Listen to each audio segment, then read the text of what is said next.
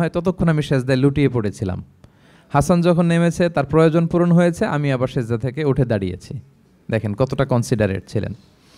তো এইভাবে আল্লাহর হাবিব সাল্লাল্লাহু আলাইহি ওয়াসাল্লাম ছোট ছোট সূরাগুলো দিয়ে ফরজ সালাতের ইমামতি করতে উদ্বুদ্ধ করতেন। মুআয ইবনে জাবাল রাদিয়াল্লাহু তাআলা আনহুকে উনি মদিনার পাশেই একটা এলাকার ইমাম হিসেবে অ্যাসাইন করেছিলেন। তো ওই এলাকার লোকজন ছিল শ্রমজীবী, উট দিয়ে তারা পানি নিয়ে খেজুর বাগানে পানি সিঞ্চন করত। সারাদিন পরিশ্রম করে ওনারা সালাতে অংশগ্রহণ করত।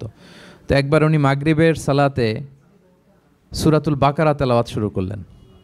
কোরআনের সবচাইতে ছোট সূরা নাকি সবচাইতে বড় সূরা, 286 আয়াত বিশিষ্ট সূরা। তো ওনারা ছিলেন ক্লান্ত, শ্রান্ত, পরিশ্রান্ত। কেউ কেউ বিরক্ত হয়ে, ক্লান্ত হয়ে নামাজ ছেড়ে দিয়ে একা একা নামাজ পড়ে ফেললেন। পরে আল্লাহর হাবিব সাল্লাল্লাহু আলাইহি ওয়াসাল্লামের কাছে যে তারা অভিযোগ করলেন যে রাসূলুল্লাহ, আপনি যে ইমাম পাঠিয়েছেন উনি তো এমন কাজ করেছে, সূরা বাকারা উনি ধরেছে মাগরিবের সালাতে। রাসূলুল্লাহ সাল্লাল্লাহু আলাইহি ওয়াসাল্লাম খুবই ক্ষিপ্ত হলেন, রাগান্বিত হলেন এবং মুআয ইবনে জাবাল রাদিয়াল্লাহু তাআলা আনহুকে ডেকে পাঠালেন। ডেকে তিনি বললেন, আফাত্তানুন আনতা ইয়া মুআয। লিটারালি ফাত্তান শব্দটা ব্যবহার করেছেন যে মুআয, তুমি কি সমাজে ফিতনা ছড়াচ্ছ? তোমাকে পাঠালাম ইমাম হিসেবে, সেখানে তালিম দিবে, তারবিয়া দিবে, ঐক্য ধরে রাখবে, তুমি কি ফিতনা ছড়াচ্ছ সমাজে? তুমি কি ওয়াদ-দুহা ওয়াল-লাইলি ইযা সাজা এরকম সূরাগুলো পারো না? সাব্বিহ ইসমা রাব্বিকাল আ'লা এগুলো তোমার মুখস্থ নাই? ওয়াশ-শামসি ওয়া-দুহাহা এগুলো তোমার জানা নেই? তুমি এত লম্বা সূরা কেন ধরলে মাগরিবের সালাতে? তো তখন তিনি বললেন, যখন তুমি সালাতে ইমামতি করবে ফরজ সালাতে, তখন ছোট ছোট সূরা পড়বে, কেননা তোমার পেছনে অসুস্থ থাকতে পারে, তারপর বয়স্ক কোনো লোক থাকতে পারে, অথবা মুসাফির মসজিদের পাশ দিয়ে সফর করতেছিল, ভাবলো জামাত চলতেছে, জামাতটা ধরি, ঢুকেই যদি দেখে যে আপনি সূরা বাকারা তেলাওয়াত করতেছেন, তো তার জন্য তো কঠিন হয়ে যাবে কোপ আপ করা, কন্টিনিউ করা। তো এই জন্য ছোটো ছোটো সূরাগুলো আল্লাহর হাবিব সাল্লাল্লাহু আলাইহি ওয়াসাল্লাম পড়তে আমাদেরকে উৎসাহিত করেছেন ফরজ সালাতের, যখন আমরা ইমামতি করব। তো এইরকম একটি সূরা হচ্ছে সূরাতুজ জিলজাল, এটা আমাদের প্রায় সকলেরই মুখস্থ।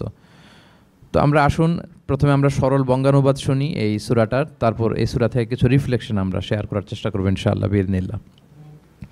আমি শুরুতে সূরাটার সরল বঙ্গানুবাদ আপনাদের সাথে শেয়ার করছি। আউযু বিল্লাহি মিনাশ শাইতানির রাজিম। বিতাড়িত শয়তান থেকে মহান আল্লাহ তাআলার কাছে পানাহ চাচ্ছি। বিসমিল্লাহির রহমানির রহিম। পরম করুণাময় অসীম দয়ালু আল্লাহ তাআলার নামে শুরু করছি। ইযা জুলজিলাতিল আরদু জিলজালাহা, যখন পৃথিবীকে ভয়ঙ্করভাবে প্রকম্পিত করা হবে। ওয়া আখরাজাতিল আরদু আথকালাহা, আর পৃথিবী তার ভেতরে থাকা সব ভারী বস্তুগুলোকে উদ্গীরণ করে দিবে, বের করে দিবে।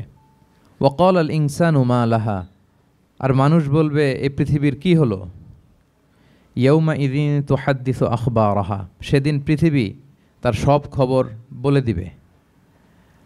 বিআন্না রাব্বাকা আওহা লাহা, কারণ তার রবই তাকে এমনটি করতে আদেশ করেছেন বা প্রত্যাদেশ দিয়েছেন।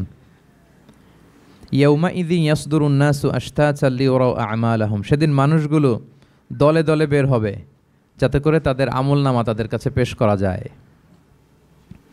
ফামান ইয়া'মাল মিসকালা যাররাতিন খায়রান ইয়ারাহ, যে ব্যক্তি অনুপরিমাণ ভালো কাজ করেছে সেটা সে দেখতে পাবে। ওয়ামান ইয়া'মাল মিসকালা যাররাতিন শাররান ইয়ারাহ, আর যে ব্যক্তি অনুপরিমাণ মন্দ কাজ করেছে, কোনো খারাপ কাজ করেছে, সেটাও সেদিন দেখতে পাবে। সাদাকাল্লাহুল আযীম। এই হচ্ছে সূরাতুজ জিলজালের সংক্ষিপ্ত বঙ্গানুবাদ।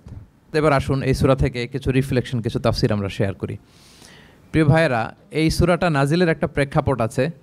সাহাবাদের মধ্যে একটা ধারণা জন্মেছিল যে আমরা যদি খুব ছোট ছোট ভালো কাজ করি এইটা বোধহয় সওয়াব হবে না, বা মিজানের পাল্লা এটা তেমন একটা রেকগনাইজ করা হবে না। অথবা অনেক সাহাবাদের মধ্যে এরকম ধারণা ছিল যে আমরা খুব সামান্য সামান্য ছোট খারাপ কাজ করলে এটার হয়তো এরকম পাপ হবে না বা শাস্তি হবে না। তো ওনাদের মনে যখন এরকম একটা ধারণা তৈরি হলো, তখন আল্লাহ তাআলা এই সূরাটা নাজিল করেছেন। বিশেষ করে এই সূরার শেষের 2 আয়াত, যেখানে আল্লাহ তাআলা বলছেন ফামান ইয়া'মাল মিসকালা যাররাতিন খায়রান ইয়ারা, যে না, তোমরা ছোট্ট ভালো করলে সেটাও দেখতে পাবা সেদিন তোমাদের আমলনামাতে। ওয়ামান ইয়া'মাল মিসকালা যাররাতিন শাররান ইয়ারা, এবং ছোট্ট খারাপ কাজ করলে সেটাও তোমরা তোমাদের আমলনামায় দেখতে পাবে। তো সাহাবাদের এই চিন্তা, এই ধারণাটাকে ভুল প্রমাণ করবার জন্য, তারা যে ভুল ধারণা করছেন এটা বোঝাবার জন্য, জানাবার জন্যই আল্লাহ তাআলা বেসিকলি সূরাতুজ জিলজাল তিনি নাজিল করেন। এ সূরাটি কোরআনের ধারাক্রম অনুসারে ৯৯তম সূরা। কোরআনের যে ধারাক্রম, সূরা ফাতিহা দিয়ে শুরু, তারপরে বাকারা, তারপর আলে ইমরান, সেই ধারাবাহিকতায় এটা কত নম্বর সূরা? ৯৯ নম্বর সূরা। এবং সূরাটি মাদানী সূরা। কি সূরা? আমরা জানি কোরআনের সূরাগুলো দুই ভাগে বিভক্ত, কোনোটা মক্কায়, কোনোটা মদিনায় নাজিল হয়েছে। যেটা মক্কায় নাজিল হয়েছে সেটা মাক্কি, যেটা মদিনায় নাজিল হয়েছে সেটা মাদানী। তো জিলজাল হচ্ছে মাদানী সূরা। এই সূরার আয়াত সংখ্যা হচ্ছে ৮। আয়াত সংখ্যা কত? ৮। আল্লাহর হাবিব সাল্লাল্লাহু আলাইহি ওয়াসাল্লাম এই সূরাটাকে একটা কম্প্রিহেন্সিভ সূরা বলেছেন, জামে মানে সূরা, খুবই কম্প্রিহেন্সিভ। কম্প্রিহেন্সিভ মানে হচ্ছে ভেরি প্রিসাইজ ইন ওয়ার্ডিং, শব্দ কম, কথা কম, কিন্তু এটার আবেদন, এটার এক্সপ্লেনেশন অনেক বেশি, এরকম একটি সূরা। ছোট্ট অল্প কয়েকটি আয়াত দিয়ে সূরাটা আল্লাহ তাআলা নাজিল করেছেন, কিন্তু এটার আবেদন অনেক বেশি। এক বয়স্ক সাহাবী এসে আল্লাহর হাবিব সাল্লাল্লাহু আলাইহি ওয়াসাল্লামকে বলল, ইয়া রাসূলুল্লাহ, আপনি আমাকে কোরআনের একটা সূরা শিক্ষা দেন, কোন সূরা পড়ব? তো আল্লাহর হাবিব সাল্লাল্লাহু আলাইহি ওয়াসাল্লাম বললেন, যাওয়াতুর র, মানে আলিফ লাম র দিয়ে যে সূরাগুলো আছে এগুলো পড়ো। তো এই সাহাবী বলল, ইয়া রাসূলুল্লাহ, আমার বয়স বেশি, আমার জিহ্বা ভারী হয়ে গেছে, আমি এত বড় সূরা পারবো না, অন্য কিছু বলেন। তো আল্লাহর হাবিব সাল্লাল্লাহু আলাইহি ওয়াসাল্লাম বললেন, তাহলে যাওয়াতু হামিম, হামিম দিয়ে যে সূরাগুলো শুরু হয়েছে কোরআনে সেগুলো পড়ো। বলতেছে, ইয়া রাসূলুল্লাহ, এটাও পারবো না, আরও সহজ করে দেন। তো তখন আল্লাহর হাবিব সাল্লাল্লাহু আলাইহি ওয়াসাল্লাম বললেন, তাহলে আল মুসাব্বিহাত, মানে সাব্বাহা ইউসাব্বিহু দিয়ে যেই সূরাগুলো শুরু হয়েছে তুমি এগুলো পড়ো। ওই সাহাবী বলে, এইটাও কঠিন হয়ে যায় আমার জন্য। তখন আল্লাহর হাবিব সাল্লাল্লাহু আলাইহি ওয়াসাল্লাম বললেন যে, তাহলে কি চাও? বলতেছে, আমাকে একটা জামে মানে সূরা শিক্ষা দেন, মানে এমন একটা কম্প্রিহেন্সিভ সূরা শিক্ষা দেন যে এটা শিখলে আমার হেদায়েতের জন্য যথেষ্ট হয়ে যাবে। তখন আল্লাহর হাবিব সাল্লাল্লাহু আলাইহি ওয়াসাল্লাম বললেন, তাহলে তুমি পড়ো ইযা যুলজিলাতিল আরদু জিলজালাহা ওয়া আখরাজাতিল আরদু আথকালাহা ওয়া ক্বালাল ইনসানু মা লাহা। তুমি সূরাতুল জিলজাল তেলাওয়াত করো। তখন থেকেই সাহাবী এই সূরাতুল জিলজাল তেলাওয়াত আরম্ভ করলেন। উনি বললেন যে আমি আর বেশি কিছু পড়ব, শুধু এটাই পড়ব। সাহাবাদের মধ্যে অনেকের এরকম খুব সহজ সরল মানসিকতা ছিল। তো উনি বললেন যে এটাই পড়ব। তো রাসূল সাল্লাল্লাহু আলাইহি ওয়াসাল্লাম বললেন যে কোনো সফল ব্যক্তিকে যদি কেউ দেখতে চায় তাহলে এর দিকে তাকাও, দেখো কত সহজ সরল, কত চমৎকারভাবে সে এই বার্তাটা গ্রহণ করেছে যে আমি জীবনে শুধু এটাই পড়ব। তো সূরাতুল জিলজাল হচ্ছে একটা কম্প্রিহেন্সিভ সূরা, সূরাতুন জামিআ। এটা হচ্ছে সূরার একটা ফজিলত, এটা আমরা জানলাম। আবার আল্লাহর হাবিব সাল্লাল্লাহু আলাইহি ওয়াসাল্লাম এই সূরাকে কোরআনের অর্ধেক বলেছেন। আল্লাহর হাবিব সাল্লাল্লাহু আলাইহি ওয়াসাল্লাম ইরশাদ করেছেন, ইযা যুলজিলাতিল আরদু তা'দিলু নিসফাল কোরআন। সূরাতুল জিলজাল এটা কোরআনের অর্ধেক, কোরআনের অর্ধেক। আপনারা এরকম শুনেছেন যে সূরা ফাতিহাকে বলা হয় কোরআনের অর্ধেক, তারপর সূরাতুল ইখলাসকে বলা হয় সুলুসুল কোরআন, কোরআনের 1/3। তো এটার অর্ধেক বলার কারণ হচ্ছে কোরআনে অর্ধেক বলা হয়েছে দুনিয়ার কথা, অর্ধেক বলা হয়েছে আখিরাতের কথা, পরজগতের কথা, লাইফ আফটার ডেথের কথা। তো যেহেতু এই সূরাটা আখিরাতকে কাভার করে, তাই সেজন্য কেমন যেন এই সূরাটা পুরো কোরআনের অর্ধেক। আল্লাহ তাআলা আমাদেরকে, আমরা যখন আল্লাহর কাছে কল্যাণ কামনা করি, আল্লাহ বলেছেন এইভাবে বলো, রব্বানা আতিনা ফিদ দুনিয়া হাসানা ওয়া ফিল আখিরাতি হাসানা ওয়া কিনা আযাবান নার। হে আল্লাহ, আপনি দুনিয়ার কল্যাণ আমাদেরকে দান করেন, পরজগতের কল্যাণ দান করেন, আমাদেরকে আগুনের শাস্তি থেকে রক্ষা করেন। তাহলে দুনিয়া আখিরাত দুইটার কম্বিনেশনে। সো সূরা জিলজাল যেহেতু আখিরাতকে কাভার করে, তাহলে এটা কোরআনের অর্ধেক। এটা কি কোরআনের অর্ধেক? তা'দিলু নিসফাল কোরআন। সূরাতুল জিলজাল তা'দিলু নিসফাল কোরআন, এটা কোরআনের অর্ধেক। তাহলে দুইটা আমরা ফজিলত বা ভার্চু জানতে পারলাম এই সূরার। এক নম্বর হচ্ছে এটা একটা কম্প্রিহেন্সিভ সূরা, কম্প্রিহেন্সিভ সূরা। দুই নম্বর জানতে পারলাম এটা কোরআনের অর্ধেক, নিসফুল কোরআন। আচ্ছা, এবার আমরা সূরার তাফসিরে চলে যাই। আল্লাহ তাআলা ইরশাদ করছেন, ইযা যুলজিলাতিল আরদু জিলজালাহা, যখন এই পৃথিবীটাকে প্রকম্পিত করা হবে। প্রিয় ভাইরা, বেসিকলি এই 8 আয়াত বিশিষ্ট সূরাটার মধ্যে আমরা দুইটা ভাগ করতে পারি। প্রথম 5 আয়াতে আল্লাহ তাআলা কিয়ামতের বিভীষিকাময় পরিস্থিতির একটা চিত্রায়ন এখানে এনেছেন, পিকচারাইজ করেছেন যে কিয়ামতের যে সময়টা হবে এটা কেমন হবে, এটা আল্লাহ তাআলা চিত্রায়িত করেছেন। সূরাকে মনোযোগ দিয়ে যদি আপনি পড়েন, অনুধাবন করেন, মনে হবে যে কিয়ামতের চিত্রটা আপনার চোখের সামনে ভেসে উঠেছে। তো 8 আয়াত বিশিষ্ট এই সূরার প্রথম 5 আয়াতে আল্লাহ তাআলা তিনি কিয়ামতের বিভীষিকাময় পরিস্থিতির একটা বর্ণনা হাজির করেছেন। এরপর শেষের 3 আয়াতে কেমন করে আমাদের আমলনামা পেশ করা হবে, আমরা যা করি ভালো কিংবা মন্দ, এটাকে লিখে রাখা হয়, এটাকে রেকর্ড করে রাখা হয়। ওই আমলনামাটা আবার একদিন আমাদের হাতে পেশ করা হবে। ওই সময়টা কেমন হবে, ওই দৃশ্যটা কেমন হবে, এটা আল্লাহ তাআলা বলেছেন। আই রিপিট, আমি আবারও বলি, সূরার আয়াত সংখ্যা কত? 8। তো প্রথম 5 আয়াতে আল্লাহ তাআলা কিয়ামতের বিভীষিকাময় পরিস্থিতির বর্ণনা দিয়েছেন, আর শেষের 3 আয়াতে আমাদেরকে যে আমাদের আমলনামা পেশ করা হবে তার একটা চিত্র তুলে ধরেছেন। এবার মোটামুটি সহজ হয়ে আসছে না ব্যাপারটা? আচ্ছা, তো প্রথম 5 আয়াতে আল্লাহ তাআলা কিয়ামতের চিত্রায়িত কিভাবে কেমন করে করলেন, চিত্র হাজির করলেন। আল্লাহ বললেন যে ইদা ঝুলঝিলাতিল আরদু ঝিলঝালাহা, যখন পৃথিবীকে ভয়ঙ্করভাবে প্রকম্পিত করা হবে, পুরো পৃথিবীটাকে একটা ঝাঁকুনি দেয়া হবে। এই সূরার নামই হচ্ছে ঝাঁকুনি দেওয়ার সূরা, ঝাঁকুনি। ঝিলঝাল মানে হচ্ছে শেকিং, আর্থকোয়েক, ভূমিকম্প, ভূকম্পন। ভূমিকম্পের সাথে পরিচিত না সবাই? এক্সপিরিয়েন্স হয়েছে কারো ভূমিকম্প? নাকি ঘুমায় থাকার সময় হয় সব সময়? হয়েছে? হ্যাঁ, মাঝে মাঝে আমরা এক্সপিরিয়েন্স করি আর্থকোয়েক, ভূকম্পন, পৃথিবী কেঁপে ওঠে। এটা একটা ন্যাচারাল ফেনোমেনা। পৃথিবীর মাটির নিচে অনেক কিছু থাকে, এগুলো নড়ে চড়ে উঠলে পৃথিবীটাও কেঁপে ওঠে। নানা কারণে এই ভূকম্পনটা হয়। পৃথিবীর ভেতরে অনেকগুলো শিলার স্তর আছে। আমরা যেরকম মাটি দেখি, পুরো পৃথিবীটা জুড়েই কিন্তু এরকম মাটি নয়, অনেক শিলা আছে, রূপান্তরিত শিলা, পাললিক শিলা, আগ্নেয়গিরির শিলা। এই শিলাগুলোর মধ্যে ডিসপ্লেস হলে পৃথিবী কেঁপে ওঠে। আবার পৃথিবীর ভেতরে আগুন আছে, গ্যাস আছে, এই গ্যাসগুলো যখন মুভ করে তখন পৃথিবীর উপরে কেঁপে ওঠে। একটাকে হাইপোসেন্টার বলে, আরেকটাকে ইপোসেন্টার বলে। হাইপোসেন্টার মানে পৃথিবীর ভেতরের অংশটাকে বলে হাইপোসেন্টার, আর ভূপৃষ্ঠের এটাকে বলে ইপোসেন্টার। ওই হাইপোসেন্টারে যদি কোনো ঝড় হয়, উপরে এই প্রকম্পিত হয়। এটাকে আমরা ভূকম্পন বা ভূমিকম্প হিসেবে দেখি পৃথিবীতে। তো এই পৃথিবীতে অনেক বড় বড় ভূমিকম্প আমরা দেখেছি। জাপানে, আমার গত বছর একটা সফর ছিল জাপানে, তো সকাল বিকেল ভূমিকম্প হয়। এখানে তো আমরা 6 মাস 1 বছর ভূমিকম্প দেখি, ওখানে সকালে বিকেলে একটু একটু করে কাঁপতেছে। এর কারণ হচ্ছে ওইটা এমন একটা এলাকায় পড়েছে, প্যাসিফিক ফায়ার রিংস বলে, একটা প্লেটের উপর 7টা ট্যাকটনিক প্লেটের উপর আল্লাহ তাআলা পৃথিবীকে সেট করেছেন। ওই ট্যাকটনিক প্লেটগুলো যদি একটার সাথে একটা ঘর্ষণ হয়, অনেক এনার্জি রিডিউস করে, ওইখান থেকে পৃথিবীর উপরে এরকম ভাইব্রেশন শুরু হয়, এই প্রকম্পনটা শুরু হয়। তো জাপানের বিভিন্ন সময় আমরা বড় বড় ভূমিকম্পের কথা শুনেছি। ওদের কান্টো সিটি আছে একটা, অনেক বড় ভূমিকম্প হয়েছিল 1920 সালে, লাখখানেক লোক মারা গিয়েছে। আপনাদের সুনামির কথা মনে থাকবার কথা, সুনামির কথা মনে আছে? কত সালে? 2004 সালে। এই ভূমিকম্পে পুরো একটা মহাদেশ কেঁপে উঠেছিল, দ্য এন্টায়ার এশিয়া, পুরো এশিয়াটা কেঁপে উঠেছিল। এটাকে আন্ডারসি মেগাথ্রাস্ট আর্থকোয়েক বলে। এত ভয়ঙ্কর ভূমিকম্প হয়েছে যে পুরো, মাঝে মাঝে ভূমিকম্পে তো 1-2টা দেশ আক্রান্ত হয়, এটা পুরো একটা মহাদেশ কেঁপে উঠেছিল। ওই ভূমিকম্পের কারণে ইন্দোনেশিয়াতে প্রায় 2.5 লাখ লোক মারা গিয়েছে, 2.5 লক্ষ। বান্দা আছে সুমাত্রাতে।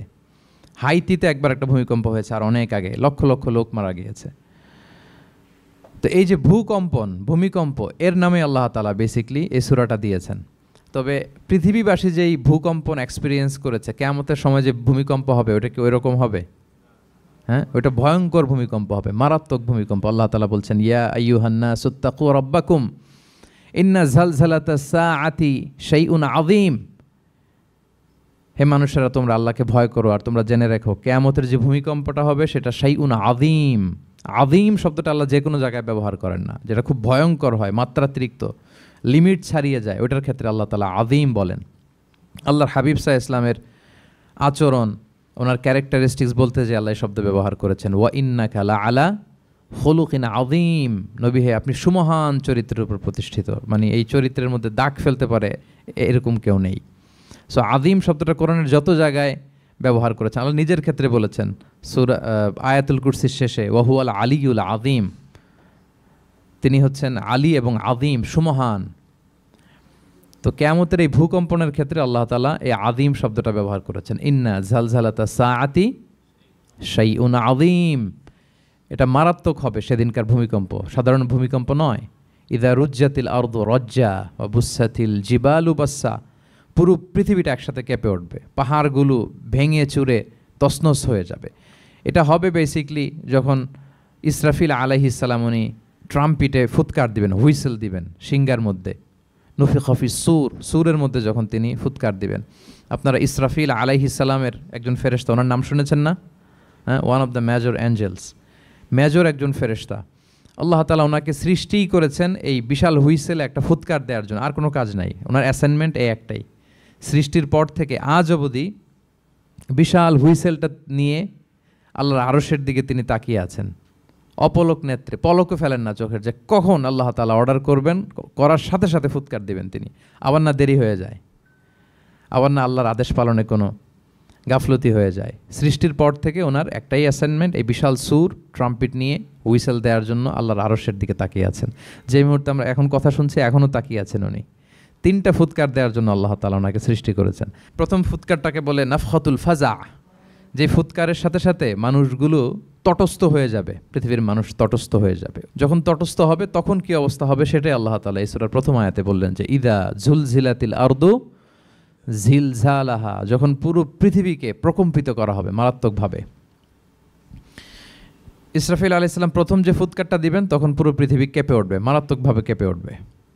তারপরের যে ফুৎকার দিবেন তখন সব মরে যাবে, আমরা পৃথিবীতে কেউই বেঁচে থাকবো না। তখন মানুষ মরে যাবে, জিন জাতি মরে যাবে, সমস্ত ফেরেশতারাও মরে যাবে। যেই ফেরেশতা মালাকুল মাউত, যিনি মৃত্যুর ফেরেশতা, যার মাধ্যমে আল্লাহ তাআলা মৃত্যু ঘটিয়ে থাকেন, তারও মৃত্যু ঘটবে। সে আল্লাহ তাআলার কাছে বলবে, আল্লাহ পৃথিবীর সবাই মরেছে, আপনার আদেশ অনুযায়ী মানুষ, জিন, ইবলিস সবাইকে আমি মৃত্যু দিয়েছি, তাদের রূহ কবজ করেছি, এখন কি হবে? আল্লাহ তাআলা বলবেন, এখন তুমি মরবে, মুতিয়া মালাকুল মাউত, এখন তুমি মরো। মালাকুল মাউত তখন মারা যাবে। এত ভয়ঙ্কর একটা চিৎকার দিয়ে মালাকুল মাউত জগৎ থেকে বিদায় নেবে। আল্লাহর হাবিব সাল্লাল্লাহু আলাইহি ওয়াসাল্লাম বলেন, ওই ভয়ঙ্কর চিৎকার যদি পৃথিবীবাসী শুনতে পেত তাহলে আলাদা করে ইসরাফিলের সিঙ্গার ফুৎকার দেওয়ার প্রয়োজন হতো না, প্রতিটা মানুষ তাদের কানের পর্দা ফেটে মুহূর্তেই লাশ হয়ে পড়ে যেত। মালাকুল মাউত মরে যাবে, তখন মহাবিশ্বে আর কেউ থাকবে না একটা সত্তা ছাড়া। তিনি কে? আল্লাহ সুবহানাহু ওয়া তাআলা। সূরাত আর-রহমানে আল্লাহ তাআলা চমৎকারভাবে বলেছেন, কুল্লু মান আলাইহা ফান ওয়া ইয়াবকা ওয়াজহু রাব্বিকা যুল জালালি ওয়াল ইকরাম। পৃথিবীতে যা আছে সব নিঃশেষ হয়ে যাবে, একমাত্র তিনি ছাড়া। তিনি হচ্ছেন অব্যয়, অক্ষয়, অবিনশ্বর, চিরঞ্জীব, শাশ্বত। এরপর কেউ যখন থাকবে না, আল্লাহ তাআলা ইসরাফিল আলাইহিস সালামকে আবার জীবিত করবেন। তখন তিনি সর্বশেষ হুইসেলটা দিবেন, আবার জীবিত হয়ে তিনি লাস্ট 3 নম্বর হুইসেলটা দিবেন। লাস্ট হুইসেলটা যখন দেয়া হবে তখন জমিন থেকে সব মৃত লাশগুলো আবার জীবিত হয়ে দাঁড়াতে শুরু করবে। মিনহা খালাকনাকুম ওয়া ফিহা নুঈদুকুম ওয়া মিনহা নুখরিজুকুম তারাতান উখরা, মাটি থেকে বানিয়েছি, মাটির কবরে তোমাদের পাঠিয়েছি, আবার মাটি থেকে তোমাদেরকে উত্থিত করা, আবার সবাই উঠবে। এই 3টা হুইসেল দেওয়ার জন্য আল্লাহ তাআলা সাইয়েদনা ইসরাফিল আলাইহিস সালামকে সৃষ্টি করেছেন। তো ওনার প্রথম হুইসেল দেওয়ার পরে কি অবস্থা হবে, কি রিয়াকশন হবে, ওইটা আল্লাহ তাআলা সূরাতুল জিলজালের প্রথম আয়াতে বললেন, ইযা জুলজিলাতিল আরদু জিলজালাহা, যখন পুরো পৃথিবীটা প্রকম্পিত হবে, মারাত্মকভাবে প্রকম্পিত হবে। ওয়া আখরাজাতিল আরদু আথকালাহা, আর যখন জমিন তার ভেতরে থাকা ভারী বস্তুগুলোকে উদ্গীরণ করে দেবে, বমি করে বের করে দেবে, ভমিটিং করবে বা নিক্ষেপ করবে। পৃথিবীর ভেতরে কি আছে? তাফসিরে এসেছে আল মাউতা ওয়াল কুনুজ, অর্থাৎ মৃত ডেড বডিগুলো, সেই আদম আলাইহিস সালামের সময় থেকে শুরু করে কিয়ামত পর্যন্ত পৃথিবী সব ডেড বডিগুলোকে ধারণ করে তার ভেতরে, তাই না? হ্যাঁ, জীবিতদেরকে ভূপৃষ্ঠ উপরে ধারণ করে আর মৃতদেরকে জমিন তার পেটের ভেতরে ধারণ করে। তো আখরাজাতিল আরদু আথকালাহা, জমিন ভারী বস্তুগুলোকে উদ্গীরণ করবে, তাহলে সব ডেড বডিগুলোকে তখন বের করে দিবে। আর কুনুজ যত আছে, মিনারেলস, যত খনিজ পদার্থ আছে পৃথিবীর ভেতরে, স্বর্ণ, যত মিনারেল আছে, ইউরেনিয়াম থেকে শুরু করে যত গ্যাস আছে, প্লাটিনাম আছে, যা আছে, আগুন, অগ্নিকুণ্ড, সব কিছু জমিন বের করে দিবে। মারাত্মক এক বিস্ফোরণের মধ্য দিয়ে জমিন সব কিছু উদ্গীরণ করে বের করে দিবে। তাহলে দেখেন, কিছুটা সামহাও আপনাদের সামনে চিত্রায়িত হচ্ছে না কিয়ামতটা কেমন হবে? যদি একটু কল্পনা করেন, যেভাবে আল্লাহ তাআলা বলছেন যে ইদা জুলজিলাতিল আরদু জিলজালাহা, পুরো পৃথিবীটা প্রকম্পিত হবে। ওয়া আখরাজাতিল আরদু আথকালাহা, জমিন তার ভেতরের বস্তুগুলো বের করে দিবে, ভারী বস্তুগুলো, অর্থাৎ ডেড বডি এবং যত খনিজ পদার্থ আছে সেগুলো। ওয়াকাল আল ইনসানু মা লাহা, মানুষ বলবে পৃথিবীর হলো কি, হোয়াটস হ্যাপেনিং, কি হচ্ছে, কি হলো পৃথিবীর, পৃথিবী এরকম কেন করতেছে? যে আয়াতটা বলেছিলাম যে ইন্না জালসালাতাস সাআতি শাইউন আযীম, সেখানে আল্লাহ তাআলা বলছেন ইয়াউমা তারাউনাহা তাযহালু কুল্লু মুরদিআতিন আম্মা আরদাআত ওয়া তাদউ কুল্লু যাতি হামলিন হামলাহা ওয়া তারান নাসা সুকারা ওয়া মা হুম বিসুকারা ওয়ালাকিন্না আযাবাল্লাহি শাদীদ। মানুষের ফার্স্ট রিয়াকশন কি হবে এই আর্থকোয়েকের পরে? এই আয়াতে চমৎকারভাবে আল্লাহ তাআলা বলছেন। আল্লাহ বলছেন যে পরিস্থিতিটা এত ভয়ঙ্কর হবে, কারণ এরকম ভূকম্পন তো পৃথিবীবাসী দেখেনি। এত মারাত্মক ভূমিকম্প হবে যে দুধ খাওয়াচ্ছে এরকম মা তার দুধের বাচ্চার কথা ভুলে যাবে। আল্লাহু আকবার। দেখেন এখানে উপমাটা কীরকম। সাধারণত দুধের বাচ্চার প্রতি মায়ের আলাদা একটা টেক কেয়ার থাকে, মানে তাকে রেখে এদিক সেদিক যায় না, গেলেও চোখে চোখে রাখে, বা কোথাও গেলেও অন্যকে বলা যায় তুমি একটু দেখো, কি এরকম করে না? দুধের বাচ্চা তো সে খুবই ছোট বাচ্চা, তার আলাদা কেয়ারের প্রয়োজন হয়, এক্সট্রা কেয়ারের প্রয়োজন হয়। তো দুধ খাওয়ায় ব্রেস্ট ফিডিং মাদার কখনো তার বাচ্চাকে চোখের আড়াল করতে দেয় না বা চায় না। আল্লাহ বললেন যে তখন পরিস্থিতি এত ভয়ানক হবে যে নিজের দুধের বাচ্চার কথাই মা ভুলে যাবে। তারপর এখনও পরিপূর্ণ হয়নি পেটের ভেতরে বাচ্চা, এরকম মা যারা আছে গর্ভবতী, সাধারণত কয় মাস পরে বাচ্চা ডেলিভারি হয়? হ্যাঁ, 8 মাস 9 মাস পরে। দেখা যাবে যে 2 মাসের বাচ্চা, এখনও ভ্রূণ, 3 মাসের বাচ্চা, 4 মাসের বাচ্চা। এই ভয়ঙ্কর পরিস্থিতির চোটে যত গর্ভবতী নারী আছে সব মুহূর্তে ডেলিভারি করে দেবে, মুহূর্তে, ইনস্ট্যান্ট। ও তাদা অকুল দাতু হামলিন হামলাহা, যত মা আছে গর্ভবতী সবাই প্রেগনেন্ট মহিলারা মুহূর্তে ডেলিভারি করে দেবে, প্রি ম্যাচিউরড বেবি। কেউ ভ্রূণ, কেউ 3 মাসের, কেউ 4 মাসের বাচ্চাগুলো ডেলিভারি হয়ে যাবে। মানুষগুলো পঙ্গপালের মতো দৌড়াতে থাকবে, বিক্ষিপ্ত পতঙ্গের মতো দৌড়াতে থাকবে মানুষ। আর বলবে ওয়াকাল আল ইনসানু মা লাহা। মানুষ তখন, মানুষের ফার্স্ট রিয়াকশন হবে যে মা লাহা, কি হলো, হোয়াটস হ্যাপেনিং, কি হচ্ছে, কিছুই বুঝতে পারতেছি না, মা লাহা, পৃথিবীর কি হলো। ইয়াউমা ইদিন তুহাদ্দিসু আখবারাহা, সেদিন পৃথিবী সব কিছু বর্ণনা করে দিবে, সব বয়ান দিয়ে দিবে। আমরা এই পৃথিবীর উপরে জমিনে যা করি সব কিন্তু পৃথিবীর মধ্যে রেকর্ডেড থাকে। জমিন সেদিন বয়ান দিবে, সেদিন আসলে সব কিছুই বয়ান দিবে। জমিন বয়ান দিবে, হাত পা সাক্ষী দিবে, যেখানে মানুষ যে সমস্ত জিনিসের মাধ্যমে, যেই টুলসগুলোর মাধ্যমে পাপ করেছে, অন্যায় করেছে, সব কিছু সেদিন সাক্ষী দিবে। আর সব সাক্ষীর বড় সাক্ষী হবে সেদিন এই জমিন। জমিন হবে সেদিন রাত সাক্ষী। জমিন হবে কি সাক্ষী? রাত সাক্ষী। ইয়াউমা ইদিন তুহাদ্দিসু আখবারাহা। আল্লাহ জমিনকে বলবে এবার তুমি পাপের বয়ান দাও। রাত সাক্ষী হয়ে তুমি বয়ান দাও, কি কি ঘটেছে তোমার উপরে। কারণ আমরা যত পাপই করি না কেন, যত কাজই করি না কেন, সব জমিনের উপরই করি, তাই না? তো জমিন সেদিন বয়ান দিবে, সাক্ষী দিবে। ইয়াউমা ইদিন তুহাদ্দিসু আখবারাহা। জমিন কিভাবে সাক্ষী দিবে, জমিন কিভাবে কথা বলবে? আল্লাহ তাআলা বলছেন বিআন্না রাব্বাকা আওহা লাহা, কারণ তার রব জমিনকে সেদিন কি করেছে? আদেশ করেছে, প্রত্যাদেশ করেছে। আল্লাহ তাআলার আদেশে জমিন সেদিন কথা বলবার সুযোগ পাবে, সব বয়ান দিবে, কি কি হয়েছে জমিনের ভেতর, কি কি অন্যায় হয়েছে, কি কি পাপ হয়েছে, কি কি সংগঠিত হয়েছে, সব ধরে ধরে জমিন সেদিন বর্ণনা করবে। তাহলে প্রথম 5টা আয়াত আমরা বলে ফেললাম, যে প্রথম 5টা আয়াতে কিয়ামতের বিভীষিকামী পরিস্থিতির একটা পিকচারাইজেশন পাইছেন আপনারা? হ্যাঁ, ভয় লাগতেছে আপনাদের? ভয় লাগতেছে? সেদিনকার পরিস্থিতি কেমন হবে খুব সংক্ষিপ্ত পরিসরে একটা বর্ণনা আমাদের সামনে আসছে না? এই 5 আয়াতে চলে আসছে। কিন্তু ভয়ঙ্কর হবে সেই দিনটা, কেউ কাউকে চিনবে না। ইয়াউমা ইয়াফিরুল মারউ মিন আখিহি ওয়া উম্মিহি ওয়া আবিহি ওয়া সাহিবাতিহি ওয়া বানিহি লিকুল্লি ইমরিইম মিনহুম ইয়াউমা ইদিন শা'নু ইউগনি। ভাই ভাইকে দেখে পালাবে, পরিচয় দিবে না। বন্ধু বন্ধুকে দেখে পালাবে, স্বামী স্ত্রীকে দেখে পালাবে, প্রিয়তমা স্ত্রীকে পরিচয় দিবে না, কলেজের টুকরা সন্তানকে পরিচয়, কেউ কাউকে চিনবে না। সবাই নাফসি নাফসি, সবাই নাফসি নাফসি। কোনো পোশাক ছাড়া বস্ত্রহীন হয়ে উঠবে। আম্মা জান আয়েশা রাদিয়াল্লাহু তাআলা আনহা বিষ্ণু ইসলামকে বলবেন, ইয়া রাসূলুল্লাহ, তাহলে মানুষ কি লজ্জিত হবে না বস্ত্রহীন অবস্থায় উঠলে? তখন রাসূল সাল্লাল্লাহু আলাইহি ওয়াসাল্লাম বললেন, লিকুল্লি ইমরিইম মিনহুম ইয়াউমা ইদিন শা'নু ইউগনি। প্রত্যেকের এমন একটা ভয়ঙ্কর অবস্থা হবে যে তার গায়ে কাপড় আছে কি নাই, সে কীরকম অবস্থায় আছে এটাই সে ভুলে যাবে, মানে ওই টেন্ডেন্সিই তার থাকবে না। এত ভয়ঙ্কর হবে সেদিনটা। সেই ভয়ঙ্করতম দিনে আল্লাহ তাআলা আমাদেরকে হেফাজত করুক। আল্লাহর হাবিব সাল্লাল্লাহু আলাইহি ওয়াসাল্লাম বলেছেন, সে ভয়ঙ্করতম দিনে আল্লাহর সুশীতল আরশের নিচে 7 শ্রেণীর লোকজন ছায়া পাবে। ওই 7 শ্রেণীর অন্তর্ভুক্ত যেন আমরা হতে পারি, আল্লাহ তৌফিক দান করুক। সম্মানিত ভাইয়েরা, তাহলে সূরা জিলজালের 8 আয়াত বিশিষ্ট সূরার প্রথম 5 আয়াত আমরা কভার করলাম। আমরা বলেছি যে প্রথম 5 আয়াতে আল্লাহ তাআলা কিয়ামতের বিভীষিকামী পরিস্থিতির বর্ণনা দিয়েছেন, সেটা গেল। পরের 3 আয়াতে কি নিয়ে আলোচনা করা হয়েছে বলেন তো দেখি, মনে আছে কিনা? হ্যাঁ, আমল কিভাবে পেশ করা হবে, আমল নামা, সেটা নিয়ে আল্লাহ তাআলা বলেছেন। আল্লাহ তাআলা শুরু করছেন, আল্লাহ বলছেন যে ইয়াউমা ইদি ইয়াসদুরুন নাসু আশতাতা, সেদিন মানুষগুলো দলে দলে বের হবে, দলে দলে এসে বের হবে। কেন? লিউরাউ আমালাহুম, যাতে করে তাদের আমল নামা তাদেরকে দেখানো যায়। তার মানে কি করেছি সেদিন আমল নামা আমরা দেখব। ইয়াউমা ইযি ইয়াসদুরুন নাসু আশতাতাল লিউরাউ আমালাহুম, যাতে করে তাদের আমলনামা তাদেরকে দেখানো যায়। তার মানে সেদিন আমরা আমাদের আমলনামা দেখব, কি করেছি না করেছি সব সেদিন সে আমলনামায় থাকবে।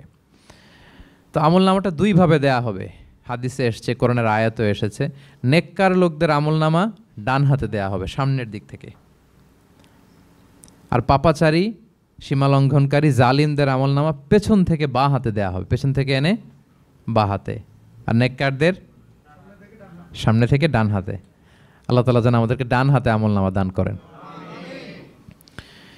এই কথাটা আল্লাহ চমৎকারভাবে বলছেন, ফাআম্মা মান উতিয়া কিতাবাহু বিয়ামিনিহি ফাসাউফা ইউহাসাবু হিসাবান ইয়াসিরা। সেদিন আল্লাহ তাআলা যাকে ডান হাতে আমলনামা দিবে তার হিসাবটা সহজ হবে। আল্লাহর হাবিব সাল্লাল্লাহু আলাইহি ওয়াসাল্লাম সবসময় এই দোয়াটা করতেন, আল্লাহুম্মা হাসিবিনা হিসাবান ইয়াসিরা। হে আল্লাহ, আপনি আমার হিসাবটাকে সহজ করেন, হে আল্লাহ, আপনি আমার হিসাবটাকে সহজ করেন। এই দোয়াটা আপনারাও পড়বেন, আল্লাহুম্মা হাসিবিনা হিসাবান ইয়াসিরা। দেখেন, আল্লাহর হাবিব সাল্লাল্লাহু আলাইহি ওয়াসাল্লামের ব্যাপারে বলা হয়েছে গফিরা লাহু মা তাকাদ্দামা মিন যামবিহি ওয়া মা তাআখার। আল্লাহর হাবিব সাল্লাল্লাহু আলাইহি ওয়াসাল্লামের আগের পরের সব গুনাহ মাফ। আদতে তো গুনাহই নাই, নিষ্পাপ ছিলেন তিনি, মাসুম। নবীরা হচ্ছেন মাসুম। তারপরেও আল্লাহর হাবিব সাল্লাল্লাহু আলাইহি ওয়াসাল্লাম এই দোয়াটা করতেন, আল্লাহুম্মা হাসিবিনা হিসাবান ইয়াসিরা। এরপরও তিনি এই দোয়াটা সবসময় করতেন। তাহাজ্জুদের সালাতে দাঁড়িয়ে থাকতে থাকতে ওনার পা ফুলে যেত, সিজদায় যে কাঁদতে কাঁদতে জামা ভিজিয়ে ফেলতেন, হাত্তা বাল্লা লিহিয়াতাহু, দাড়ি ভিজিয়ে ফেলতেন, হাত্তা বাল্লা হাজারাহু, জামা ভিজিয়ে ফেলতেন, হাত্তা বাল্লাল আরদা, সিজদায় পরে কাঁদতে কাঁদতে জমিন ভিজিয়ে ফেলতেন। তো আম্মা জান আয়েশা রাদিয়াল্লাহু তাআলা আনহা বলতেন, ইয়া রাসূলুল্লাহ, এত কষ্ট কেন করেন? আপনার পা ফুলে যায়, কাঁদতে কাঁদতে আপনি হয়রান হয়ে যান। আল্লাহ তো বলেছেন যে আপনার আগের পরের সব গুনাহ মাফ। আল্লাহর হাবিব সাল্লাল্লাহু আলাইহি ওয়াসাল্লাম বলতেন, আফালা উহিব্বু আন আকুনা আবদান শাকুরা। হে আয়েশা, আমি কি শুকরগুজার বান্দা হতে পছন্দ করব না? আল্লাহ তাআলা আমাকে ক্ষমা করেছেন, আমাকে স্পেশাল স্ট্যাটাস দিয়েছেন। এই যে আল্লাহ তাআলার বিশেষ অনুগ্রহ, এটার শুকরিয়া স্বরূপ আমি কি তার কাছে নিজেকে পেশ করব না? তো দেখেন, আল্লাহর হাবিব সাল্লাল্লাহু আলাইহি ওয়াসাল্লাম যার কোনো গুনাহ নাই, তিনিও দোয়া করতেন, আল্লাহ আমার হিসাবটা সহজ করো। সেদিন যার হিসাব সহজ হবে তার জন্য সব কিছু মিলে যাবে, তার মুক্তি। আর যদি আল্লাহ হিসাব কঠিন করে, হাদিসে এসেছে, আল্লাহ যদি কাউকে জিজ্ঞেস করে, মান নুকিশা উযযিবা। নুকিশা এসেছে নিকাশ থেকে, আমরা বাংলা একটা কথা বলি না, হিসাব নিকাশ, নিকাশ বলেন আপনারা, নিকাশ, হিসাব নিকাশ বলেন, নিকাশটা আরবি শব্দ। মান নুকিশা উযযিবা, যার নিকাশ নেওয়া হবে, হিসাব নিকাশ নেওয়া হবে, উযযিবা, তাকে আল্লাহ শাস্তি দেবে। যদি বলে এটা করলা কেন, ওখানে গেলা কেন, এটাতে জড়িত হইলা কেন, এই কেন কেনর প্রশ্নবাণে যদি আল্লাহ তাআলা আমাদের জর্জরিত করেন, তাহলে অবস্থা খারাপ। আল্লাহ আমাদেরকে হেফাজত করুক। আর যাকে আল্লাহ তাআলা অনুগ্রহ করবেন, অনেককে আল্লাহ তাআলা এইভাবে অনুগ্রহ করবেন, আল্লাহ বলবেন, তুমি যে এই পাপটা করছিলা মনে আছে? তখন বান্দা বলবে, আল্লাহ মনে আছে, আমি স্বীকৃতি দিচ্ছি, অ্যাকনোলেজ করছি, আল্লাহ আমি পাপী, আল্লাহ আমি ভুল করে ফেলেছি। আল্লাহ বলবে, এটা দুনিয়ার কেউ জানে না, আজকে আমিও জানাবো না কাউকে, যাও তুমি আমার এই ডান হাতের নিচ দিয়ে জান্নাতের ভেতরে ঢুকে যাও। আল্লাহুম্মা জাআলনা মিনহুম, আল্লাহুম্মা জাআলনা মিনহুম, আল্লাহুম্মা জাআলনা মিনহুম ইয়া রাব। আল্লাহ তুমি আমাদেরকে তাদের অন্তর্ভুক্ত করো, আমরা পড়ি আমিন। আল্লাহর হাবিব সাল্লাল্লাহু আলাইহি ওয়াসাল্লাম বলতেন, আল্লাহুম্মা হাসিবিনা হিসাবান ইয়াসিরা, আল্লাহ আপনি আমাদের হিসাবকে সহজ করুন। ফাআম্মা মান উতিয়া কিতাবাহু বিয়ামিনিহি, তাহলে হিসাব সহজ হবে কাদের? যাদেরকে আল্লাহ কোন হাতে আমলনামা দিয়েছেন? ডান হাতে। ফাসাউফা ইউহাসাবু হিসাবান ইয়াসিরা, তাদেরকে সহজভাবে হিসাব নেওয়া হবে। ওয়ায়ানকালিবু ইলা আহলিহি মাসরুরা, তারা তাদের পরিবারের সাথে খুব আনন্দ উৎফুল্লতার সাথে মিলিত হবে। আর ওয়া আম্মা মান উতিয়া কিতাবাহু ওয়ারাআ যাহরি, আর যাদেরকে পেছন থেকে আমলনামা দেয়া হবে বাঁ হাতে, ফাসাউফা ইয়াদউ সুবুরা, তারা মৃত্যু কামনা করবে, সেদিন মৃত্যু, ধ্বংস কামনা করবে, তারা নিজেদের ধ্বংস। ওয়ায়াসলা সাঈরা, আর তারাই জাহান্নামে অন্তর্ভুক্ত হবে, জাহান্নামে তারাই প্রবেশ করবে। বলে আয়াযু বিল্লাহ, নাউযু বিল্লাহ, আল্লাহ আমাদেরকে তুমি হেফাজত করো। তাহলে আমলনামার পর্বটা কেমন হবে? আল্লাহ বলছেন, ইয়াউমা ইযি ইয়াসদুরুন নাসু আশতাত, দলে দলে মানুষ উঠবে, কবর থেকে আসবে, লিউরাউ আমালাহুম, যাতে করে তাদের আমলনামা তাদেরকে দেখানো হয়। আর আমলনামা কারো আসবে সামনে থেকে ডান হাতে, কারো আসবে, আমরা যেন ডান হাতে পাই নাকি? এই ফরিয়াদ, এই প্রার্থনা আমরা আল্লাহর কাছে করি। এবার আমলনামা পেয়ে গেলাম আমরা সবাই হাতে, এবার আল্লাহ তাআলা আমাদেরকে বলবেন, তোমরাই একটু পড়ো তোমাদের আমলনামা। ইকরা ইকরা কিতাবাকা কাফা বিনাফসিকাল ইয়াউমা আলাইকা হাসিবা, পড়ো তোমার আমলনামা, হিসেবের জন্য তুমিই যথেষ্ট আজকে। ধরেন আজকে আপনার গণিত পরীক্ষা গেছে, ধরেন অঙ্ক পরীক্ষার পরে যার খুব কনফিডেন্স ভালো, ভালো গণিত জানে, সে আসলে আগে থেকেই জানে যে আমি 100তে 100, তার একটা নিজের হিসেব নিকেশ আছে না নাকি? হ্যাঁ। আর ধরেন যে যার গণিত মিলে নাই, পরীক্ষা ভালো হয় নাই, যে হচ্ছে খুব খারাপ ছাত্র, একেবারে লাড্ডু গুড্ডু মেরে আসছে, ও নিজেও জানে এটার ফল প্রকাশের জন্য এত ওয়েট করা লাগে না, তার একটা হিসাব নিকেশ আগে থেকে জানা আছে যে আমার দিয়ে তো কিছু হবে না, আমার অন্য চিন্তা করতে হবে। ফলাফল রেজাল্ট আসে নাই, কিন্তু সে নিজেও জানে যে সে 00 পাবে। আর যে গণিতে খুব ভালো, হ্যাঁ, সব তার গণিত মিলে গেছে, রেজাল্টের আগে থেকেই সে জানে যে আমার 100 থেকে 100 কেউ এটা থামাতে পারবে না। তো আমরা আসলে কে কি করেছি, আমাদের কি আমল নামা, সেদিন তো আমরা পাবো, কিন্তু তার আগে আমাদের নিজেদেরও একটা বন্দোবস্ত, হিসেব নিকেশ, বোঝাপড়া আছে না নাই বলেন? আমরা জানি আমরা কে কি করেছি আমরা জানি। আল্লাহ নিজেদেরকে তখন দায়িত্ব দিয়ে বলবেন, ইকরা কিতাবাকা কাফা বিনাফসিকা আল-ইয়াউমা আলাইকা হাসিবা, পড়ো তোমার আমল নামা, ইকরা, পড়ো, এবার তুমি মার্কিং করো তোমাকে, আমি মার্কিং করার আগে তুমি একটু করো দেখি তুমি কি করেছো, তুমি একটু মার্কিং করো। তো আমলনামা পাওয়ার পরে আমাদের যে প্রতিক্রিয়া হবে সেটা আল্লাহ কোরআনে তুলে ধরেছেন। আল্লাহ তাআলা বলছেন যে মানুষ বলবে মালি হাযাল কিতাবি লা ইউগাদিরু সগীরাতান ওয়ালা কাবীরাতান ইল্লা আহসাহা, এটা কেমন আমলনামা, ছোট বড় কোনো কিছু মিসিং হয় না এখানে। আল্লাহু আকবার, কিছু মিস হয় নাই। অনেক কিছু আপনারও মনে নাই, কিন্তু দেখার পরে মনে হবে। ধরেন ঠিক এই মুহূর্তে গত বছর রমাদানের এই দিনে আমরা কোথায় ইফতারি করছিলাম, হুট করে জিজ্ঞেস করলে আমি বলতে পারবো? বলতে পারবেন আপনি? কিন্তু হিসাব কেউ মিলাই দিলে তখন মনে করবে ও তাই তো, আমি তো ওই সময় এটা করছি, ওই সময় তো ওইখানে ছিল। আমলনামা দেখে মানুষের ফার্স্ট রিয়াকশন হবে মালি হাযাল কিতাবি লা ইউগাদিরু সগীরাতান ওয়ালা কাবীরাতান ইল্লা, এটা কেমন আমলনামা, সব মিলে যাচ্ছে, তাই তো, এমনটাই তো করেছি আমি। সগীরাতান ওয়ালা কাবীরা, ছোট বড় তুচ্ছ নগণ্য সব আল্লাহ তাআলা তুলে ধরেছেন সেখানে, সব আমলনামায় তুলে ধরেছেন। মুমিনরা তো আমলনামা পেয়ে মহা খুশি, তাদের চেহারা হবে সেদিন উজ্জ্বল, প্রফুল্ল, প্রস্ফুটিত। উজুহু ইয়াউমাইযিন মুসফিরা দাহিকাতুম মুস্তাবশিরা, উজ্জ্বল থাকবে তাদের চেহারা। আর আরেক দলের চেহারা, যাদের আমলনামা বা হাতে দেয়া হয়েছে, তারা চিৎকার করবে, তারা নিজেদের ধ্বংস কামনা করবে, মৃত্যু কামনা করবে, তারা বাঁচার জন্য মুমিনদের কাতারে ঢুকে যেতে চাইবে।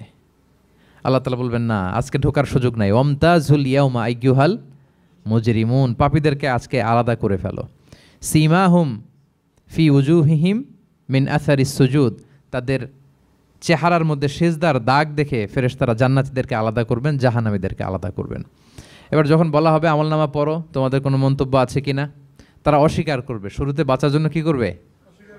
দুনিয়াতে যেরকম হয়, সুপ্রিম কোর্টে দাঁড়িয়ে, কাঠগড়ায় দাঁড়িয়ে যেটা করে মানুষ, বাঁচার সর্বশেষ চেষ্টাটা করে, অস্বীকার করে, মিথ্যা বলে না?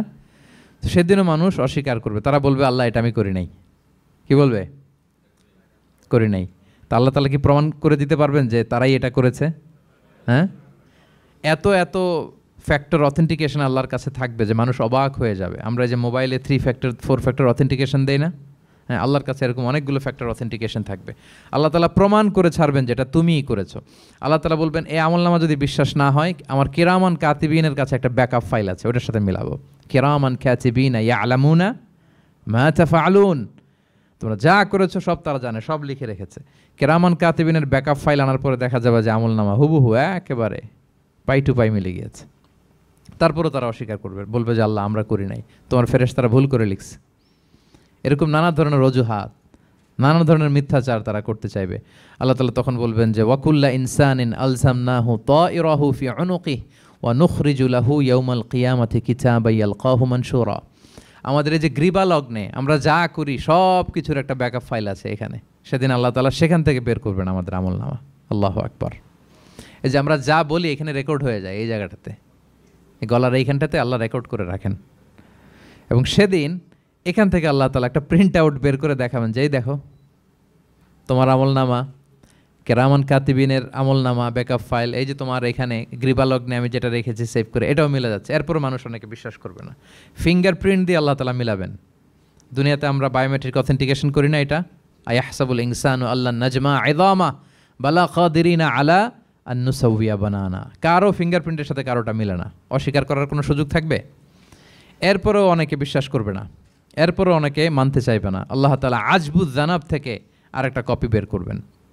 আমাদের প্রত্যেকের ব্যাকবোনের নিচে কক্সিক্স আছে, ট্রায়াঙ্গেল, ছোট্ট একটা হাড্ডির কণা, আমাদের যে শিরদাঁড়ার একেবারে নিচে, এটাকে হাদিসের ভাষায় বলে আজবুদ্দানাব, ইন্নাফিল ইনসানি আযমান, মানুষের দেহে একটা ছোট্ট হাড্ডি কণিকা আছে, লা তাআকুলুহুল আরদু আবাদা, জমিন কখনো ওই হাড্ডি কণিকা খেতে পারে না। ওমিনহা ইউরাক্কাবুল খালকু ইয়াউমাল কিয়ামা, কিয়ামতের দিন সেখান থেকে সৃষ্টিকে আবার তোলা হবে, সেটার সাথে আল্লাহ তাআলা মিলাবেন, সেখান থেকেও প্রমাণিত হবে। এরপর আল্লাহ তাআলা ভিডিও রেকর্ড দেখাবেন, ওয়াকুল্লা শাইইন আহসাইনাহু ফি ইমামিম মুবিন নামক ভিডিও রেকর্ডার দিয়ে। তখন আপনি সরাসরি দেখবেন যে এই তো আপনি ওই জায়গায় গিয়েছেন, এই তো আপনি পাপ কাজ করেছেন, এই তো আপনি অন্যায় কাজ করেছেন, এই তো আপনি জুলুম করেছেন, এই তো সীমালঙ্ঘন করেছেন, সব কিছু আপনি একেবারে ভিজুয়াল প্রেজেন্টেশন, আর অস্বীকার করার কোনো সুযোগ থাকবে না। তারপরেও যারা অস্বীকার করবে যে আল্লাহ আমি করি নাই, আল্লাহ বলেন আলিয়াউমা নাখতিমু আলা আফওয়াহিহিম ওয়া তুকাল্লিমুনা আইদিহিম ওয়া তাশহাদু আরজুলুহুম বিমা কানু ইয়াকসিবুন, সেদিন তার মুখকে আমি সিলগালা করে দেব, আর সুযোগ দেওয়া হবে না। অনেক অস্বীকার করেছ, তার হাত সাক্ষী দিবে, তার পা সাক্ষী দিবে, সেদিন আল্লাহ তাআলা প্রমাণ করেই ছাড়বেন যে এই পাপ তুমি করেছ। তাহলে আমল নামা কীভাবে আল্লাহ দিবেন? আল্লাহ বলেন ইয়াউমা ইযি ইয়াসদুরুন নাসু আশতাতা, দলে দলে আসবে, লিউরাউ আমালাহুম, যাতে করে তাদেরকে আমল নামা দেখানো হয়। ফামাইয়া আমাল মিসকালা যাররাতিন খাইরান ইয়ারা, অনুপরিমাণ ভালো করেছো তো সেটা তুমি দেখতে পাবে, অনুপরিমাণ খারাপ করেছো তো সেটাও তুমি দেখতে পাবে। যাররা মানে হচ্ছে অণু, অ্যাটম, বস্তুর ক্ষুদ্রতম একক, একেবারে অণুর কথা আল্লাহ তাআলা বলেন যে একেবারে ছোট্ট কাজ সেটাও তুমি দেখতে পাবে, ছোট্ট খারাপ কাজ সেটাও দেখতে পাবে। আমরা অনেক সময় ছোটোখাটো জিনিসগুলোকে গুরুত্ব দেই না। আল্লাহর হাবিব সাল্লাল্লাহু আলাইহি ওয়াসাল্লাম বলেছেন ওয়ালা তাহকিরান্না মিনাল মা'রুফি শাইআ ওয়ালাউ আন তালকা আখাকা বিওয়াজহিন তালিক, তোমরা কোনো ছোট ভালো কাজকে এটাকে আন্ডারমাইন করো না, ছোট মনে করো না, যে কোনো ভালো কাজ হোক এটাকে ছোট করবো না। ইভেন তুমি তোমার ভাইয়ের সাথে দেখা হলো যে মুচকি হাসি দিয়ে কথা বলো, এটারও তুমি মনে করো না যে এটা কাজে লাগে, এটাও কাজে লাগবে, এটাও সেদিন মিজানের পাল্লায় তোমার নাজাতের বড় মেজর একটা ওসিলা হয়ে যেতে পারে। আপনি যে আপনার ভাইয়ের সাথে মুচকি হাসি দিয়ে কথা বলেন, এটা সাদাকার সওয়াব হয়। Your smile to your brother it's a charity, তাবাসসুমুকা ফি ওয়াজহি আখিকা সাদাকা, দেখলেন সালাম দিলেন, একটা মুচকি হাসি, এটা সাদাকা দেওয়ার সওয়াব, সুবহানাল্লাহ। এটাও সেদিন কাজে লেগে যাবে। সো ফামাইয়া আমাল মিসকালা যাররাতিন খাইরান ইয়ারা ওয়া মাইয়া আমাল মিসকালা যাররাতিন শাররান ইয়ারা, ছোট্ট ভালো কাজ যদি করো সেটাও দেখবে, ছোট্ট খারাপ কাজ যদি করো সেটাও দেখতে পাবে। যত ছোট ভালো কাজ করেন, রাস্তায় একটা ধরেন যে কলার ছোলা পড়েছিল, ভাবলেন যে এইটা সরাই দেয় একটু, আমি ইমাতাতুল আদা আনিত তরিক হবে, মানুষ পিছলে পড়লে পা ভাঙবে, তো এই ময়লাটা একটু সরাই দিলেন, কলার একটা ছোলা পড়েছিল খোসা, এটা ফেলে দিচ্ছেন, দেখবেন যে ওই দিন এটাও রেজিস্টার করা আছে, এটাও লেখা। একজনকে মুরব্বী একজন আসছে, আপনার বসার সিট ছিল, ওনার সিট ছিল না, উঠে দাঁড়িয়ে তাকে বসার সুযোগ করে দিয়েছে, ওই দিন দেখবেন যে এটাও লেখা, এটার জন্য অনেক সওয়াব রেজিস্ট্রেশন করা আছে। একজন রাস্তা দিয়ে যাচ্ছিল, জিজ্ঞেস করতেছে ভাই যে এই জালান অমুকটা কোথায়, তা আপনি বলে দিলেন যে জালান গুম্বাকটা তো এইদিকে, তো সে আপনার কারণে ওই দিন সঠিক পথে যেতে পারলো। আপনার কাছে মনে হয়েছে ছোট্ট ফিউ সেকেন্ডসের একটা নেক কাজ, কিন্তু সেদিন দেখবেন আমল নামায় সেটাও লেখা। আবার এরকম ছোট্ট ফামাইয়া আমাল মিসকালা যাররাতিন শার, ছোট্ট আপনি একটা গালি দিয়েছেন কাউকে, কারোর ব্যাপারে, এর ব্যাপারে ওর কাছে যে কান ভারী করছেন, ফেসবুকে একটা বাজে কমেন্ট করে দিয়েছেন, দেখার কেউ নাই, ধরার কেউ নাই, দিলাম একটা গালি, দেখবেন যে ওই দিন সব একেবারে ক্ষুদ্র থেকে ক্ষুদ্রতর অনুপরিমাণ খারাপ কাজ ভালো কাজ সব সেদিন আমলনামায় তুলে রাখবে কে? আল্লাহ সুবহানাহু ওয়া তাআলা, তিনি সেদিন আমলনামায় সব তুলে রাখবেন। সো আমরা কোনো ভালো কাজকে যেন তুচ্ছ মনে না করি, কোনো খারাপ কাজের সাথে যেন জড়িত না হয়, যত ছোট হোক। শয়তানের ওয়াসওয়াসায়, প্রবৃত্তির ধোকায় পড়ে, নফসের ধোকায় পড়ে কখনোই যেন পাপের কাজে আমরা পা না বাড়াই, এবং প্রত্যেকটা পাপকেই যেন আমরা ভয়ঙ্কর মনে করি যে না, এটা আমার জন্য কাল হয়ে দাঁড়াতে পারে। আর প্রতিটা ভালো কাজ করার ক্ষেত্রে যেন আমরা প্রতিযোগিতা করি, আর এই মাইন্ডসেট যেন থাকে যে না, এটা আমাকে বাঁচাতে পারে সেদিন। কি বলেন, ঠিক কিনা? তাহলে আল্লাহ তাআলা শেষ করলেন ফামাইয়া আমাল মিসকালা যাররাতিন খাইরান ইয়ারা। প্যাচ লেগে যায় না? লেগে যায়, স্বাভাবিক। আগে খাইরান, পরে শাররান। অনুপরিমাণ ভালো করলে সেটাও সে সেদিন কি পাবে, অনুপরিমাণ খারাপ করলেও পাবে। দেখেন, এটা একটা আশা জায়গা নিয়ে আসলে আমাদের কিন্তু হোপফুল করে, তাই না? আমরা অনেক সময় এমন হয় যে ভালো কাজ করছি, কেউ দেখে নাই। হ্যাঁ, আপনি এই আয়াতটা খেয়াল করবেন যে না, কেউ দেখে নাই, কিন্তু দেখেছে কে? আল্লাহ দেখেছেন, উনি দেখলেই চলবে, আমার আমল নামা এটা ঠিকই থাকবে। কোনো এক কারণে সমাজের সবাই আপনাকে ভুল বুঝেছে, misunderstanding, everyone got you wrong, আসলে আপনি ঠিক ছিলেন, সবাই পরিস্থিতি সামাজিক এটা সেটা এরকম হয় না যে সবাই ভুল বুঝতেছে, আসলে আপনি ঠিকই করছেন, সবাই ভুল বুঝুক, আপনার আমল নামায় সেটা ভালো কাজ হিসেবে লেখা থাকবে, ঠিক কি না?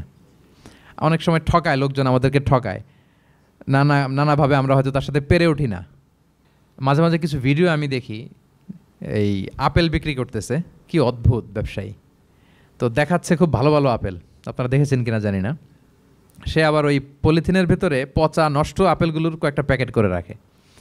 তো আপনি বেছে বেছে যেই ভালো আপেলে দিবেন সেটাই সে নিয়ে প্যাকেটে দিয়ে দিচ্ছে। মাপটাপ করার পরে আপনি যখন টাকা বের করতেছেন বা অন্যমনস্ক, হুট করে সে ওই পচা আপেলের ওইটা, আপনার একই পলিথিন একই ওজনের তার একটা হিসাব থাকে, ওইটা ধরায় দিচ্ছে। তা আপনি কোত্থেকে না কোত্থেকে আপেল কিনছেন, হয়তো অনেক, বাসায় যেয়ে দেখেন সর্বনাশ, কি টসটসে পাকা আপেলগুলো বেছে বেছে দিলাম, এখন দেখি পচা। তো ওরে তো আর পাবেন না, ওরে আর ধরাও হইল না, আপনি ভাবছেন হিসাবটা এখানেই শেষ। হ্যাঁ, এখানেই শেষ না, lot of unsettled issue yet to be settled, এরকম অনেক কিছু আছে দুনিয়াতে আপনি সেটেল করতে পারেন নাই, সেটেল হবে সেদিন। দ্য কনসেপ্ট অফ আখেরা যদি না থাকতো, this worldly life would be a joke.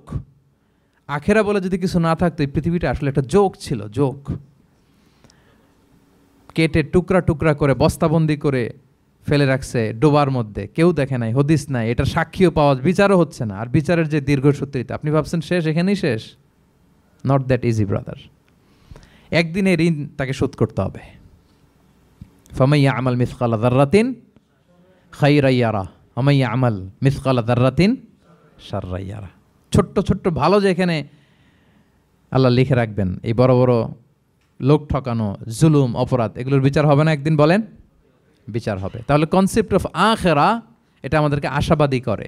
এই যে আমরা কেউ দাদা হারিয়েছি, বাবা হারিয়েছি, আমরা বিশ্বাসীরা, আমরা হতাশ হই না, আমরা বিশ্বাস করি আমি তো আমার বাবাকে পাচ্ছি ওইখানে, তো ক্ষণিকের একটা সময়, দুনিয়ার জীবনটা কি ক্ষণিকের। দিস দুনিয়া কম্পেয়ার টু আখেরা ইজ নাথিং, অ্যাবসলিউটলি নাথিং। আখেরাতের তুলনায় এটা তো কিছুই না। আমার দাদাকে পাবো, বাবাকে পাবো, তার মানে আখেরা, কনসেপ্ট অফ আখেরা আমাদেরকে হোপফুল করে, আশাবাদী করে। দুনিয়াতে আমাকে ভুল বুঝেছে, মানুষ ঠকিয়েছে, আমি অনেক কিছুর বিচার পাই না, আমি সেদিন পাবো, তো আপনাকে হোপফুল করছে না, এটা আশাবাদী করছে না? আখেরাত আমাদেরকে কি করে?